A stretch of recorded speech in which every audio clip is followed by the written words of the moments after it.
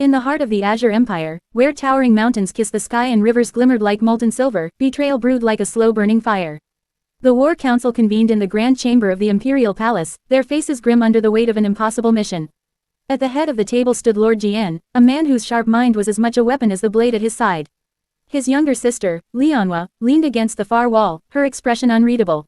"You will bring the Crimson Dominion to its knees," Jian declared, his voice carrying the authority of a ruler and the cold indifference of a brother. Lianhua raised an eyebrow, her lips curving into a faint smirk.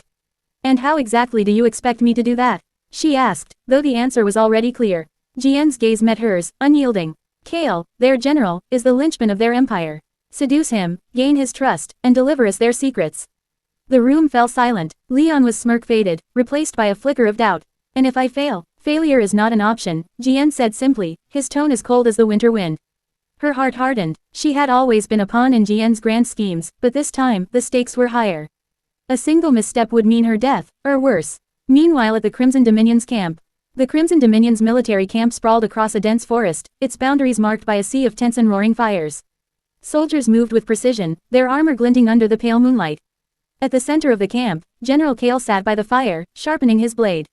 He was a man of quiet power, his piercing gaze betraying no emotion. Commander Rylan, his closest ally, approached him with a scroll in hand. "Another intercepted message," Rylan said, dropping the parchment onto the table. "The Azure Empire grows desperate." Kale glanced at the scroll but didn't pick it up. "Desperation makes them dangerous," he replied, his voice low and steady.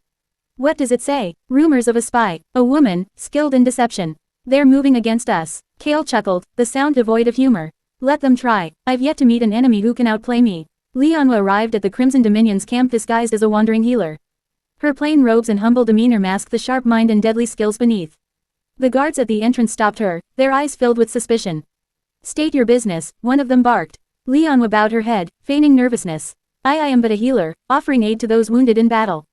The guards exchanged glances, their doubt evident. Before they could respond, a shadow loomed behind them. "Let her through," a deep voice commanded. Lianhua looked up to see General Kale, his presence both commanding and unnerving. "But, General," one guard began, only to fall silent under Kale's sharp gaze. "Do you question my orders?" Kale asked, his tone icy. The guards stepped aside, and Lianhua entered the camp, her heart pounding. Kale's eyes lingered on her for a moment before he turned and walked away. "Thank you, General," she said, her voice steady despite the storm raging within. "Your kindness will not be forgotten." Kale glanced over his shoulder, a faint smirk on his lips. "We'll see if it's deserved." As he disappeared into the camp, Lianhua's polite smile faded. Her mission had begun, and she was walking a knife's edge. That night, under the cover of darkness, Lianhua crept through the camp, her footsteps silent as a whisper.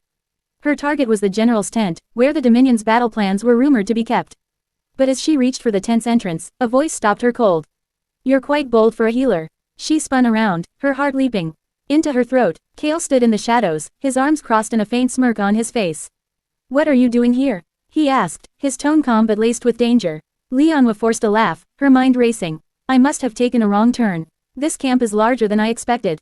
Kale stepped closer, his eyes narrowing. "Then tread carefully, healer.